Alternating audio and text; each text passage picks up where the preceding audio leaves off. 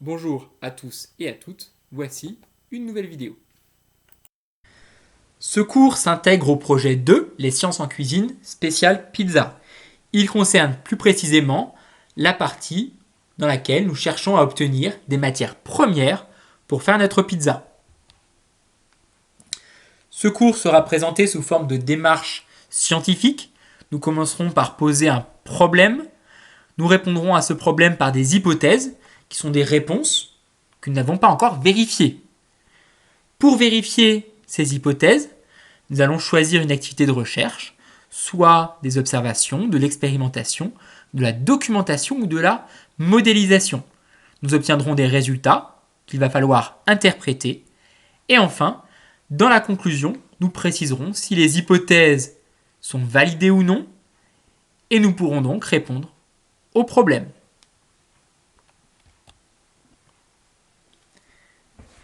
Commençons par proposer un problème scientifique. Pour faire de la mozzarella, il faut une matière première, le lait. Comment obtenir le lait nécessaire pour la mozzarella? Ce sera le problème auquel nous allons tenter de répondre. Nous allons pouvoir proposer des hypothèses. Par exemple, le lait est fabriqué par des animaux dans un élevage. Il est fabriqué par des vaches, des chèvres, etc. Nous allons vérifier cette hypothèse. Pour vérifier cette hypothèse, il faut choisir une activité de recherche. L'observation et l'expérimentation vont être compliquées. Nous n'avons pas de vaches ou de chèvres au collège. En revanche, il y a de nombreux documents qui traitent de l'élevage. Nous allons donc choisir comme activité de recherche de la documentation scientifique. Voici les résultats de notre recherche documentaire. Le document 1 traite des objectifs de l'élevage bovin. C'est l'élevage des vaches. L'objectif de cet élevage est de produire du lait. Ce lait peut être vendu à une coopérative laitière, c'est-à-dire à un groupement d'agriculteurs. Il peut être vendu à un industriel, ou être transformé, ou vendu directement dans l'exploitation. Il peut être vendu directement dans la ferme. Ce lait permet la production de lait, c'est-à-dire qu'il reste sous forme de lait, de matière première, mais il peut également être transformé en beurre, en crème fraîche, en fromage, en yaourt, en crème dessert, etc. Le document 2 présente les différentes races bovines que l'on trouve dans les exploitations. La Primolstein est une vache spécialisée dans la production de lait. La charolaise est une vache spécialisée dans la production de viande. On le voit, elle a des muscles très importants, très développés. Ce sont ces muscles qui vont servir de viande. Et enfin, la bleue du Nord est une vache mixte, c'est-à-dire qu'elle est utilisée pour la production de lait et pour la production de viande. Autre avantage, elle supporte les conditions difficiles, on peut donc la laisser plus facilement à l'extérieur. Le document 3 présente la nourriture que l'on va donner à ces vaches.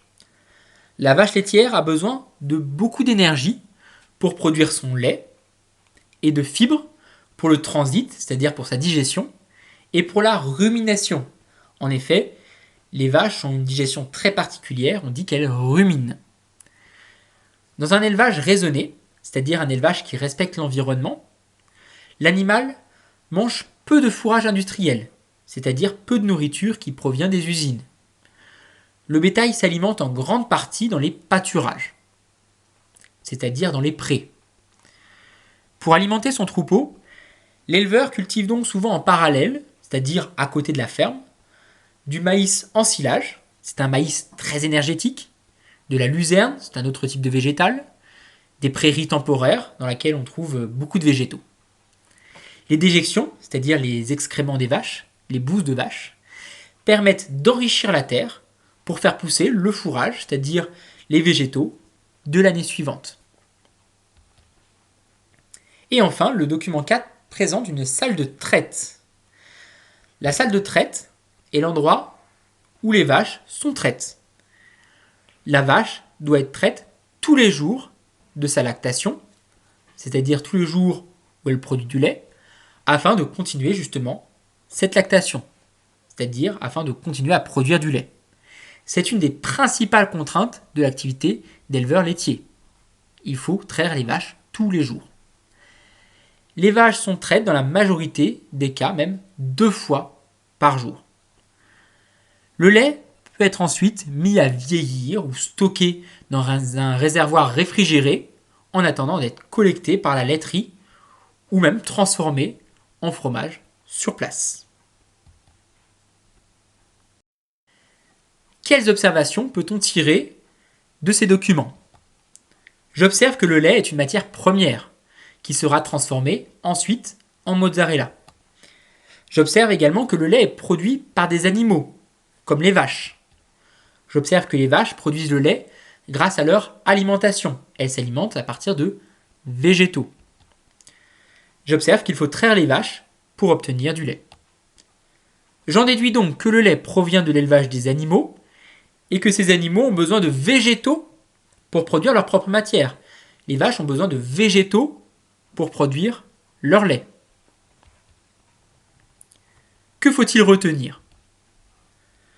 Nous allons présenter un schéma qui présente le fonctionnement d'un élevage raisonné, c'est-à-dire un élevage qui respecte l'environnement.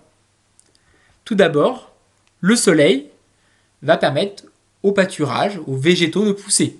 On l'a vu dans les précédentes vidéos, l'énergie lumineuse est indispensable pour faire pousser les végétaux.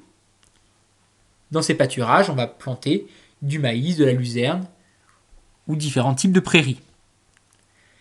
Ces végétaux vont fournir de l'énergie aux vaches, à une vache mixte comme la bleue du Nord par exemple. Les déjections de cette vache vont servir d'engrais, c'est-à-dire vont servir à nourrir les futurs végétaux qui pousseront. Cette vache va être utilisée pour la production de lait, et ce lait peut être soit utilisé sous forme de lait, soit transformé pour donner du beurre, de la crème fraîche, du fromage, des yaourts, etc.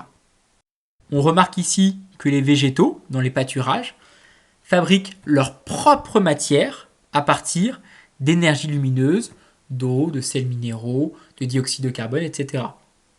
En revanche, les vaches fabriquent leur matière, comme le lait, à partir des végétaux. Résumons nos conclusions. Le lait est produit par des animaux, les vaches, les chèvres, dans des élevages. Certaines matières premières, comme le lait, proviennent donc de ces élevages. Pour fabriquer leur propre matière, le lait, leurs muscles, ces animaux doivent manger des végétaux, la luzerne, le maïs, etc. L'hypothèse est donc validée. Nous avons vu, grâce à une démarche scientifique, comment les végétaux permettaient aux vaches de produire leur propre matière, c'est-à-dire du lait. Ce lait est une matière première produite dans les élevages. Ce lait sera transformé ensuite en fromage, en mozzarella par exemple, à mettre sur notre pizza. À bientôt!